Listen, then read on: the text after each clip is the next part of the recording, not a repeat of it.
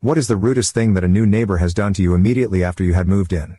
4. My family hadn't quite moved in yet, but we were ordered to be stationed at Hill Air Force Base in Utah. We had driven approximately 30 minutes into the state when we stopped for burgers. The burger joint we went to was one of thousands of franchises around the globe. They were known for having served over 1 million burgers, and for their bright, colorful play places. It is at the play place that I, at the age of 8, encountered my first taste of religious exclusion. For those who don't know, Utah is the Mormon homeland. My family was a bit different: Seventh-day Adventist mom and firmly anti-organized religion dad. Both were avid first edition Dungeons and Dragons enthusiasts. Cue scene 3. Blue-eyed blonde girls around my age came into the play place behind me. The oldest one asks, "Are you Mormon?" I didn't know what that was, so I said I'm playing. The girls looked at each other with horrified expressions. "She's not Mormon!" Exclamation mark. Then the oldest turned to me and said they couldn't play with me because I'm not Mormon. I still didn't know what Mormon was, so obviously, I asked my dad. He answered my question, but wanted to know why I asked. I told him what happened with the girls. My super awesome dad hugged me, then explained religious persecution to an 8-year-old. It hurt, but I got it.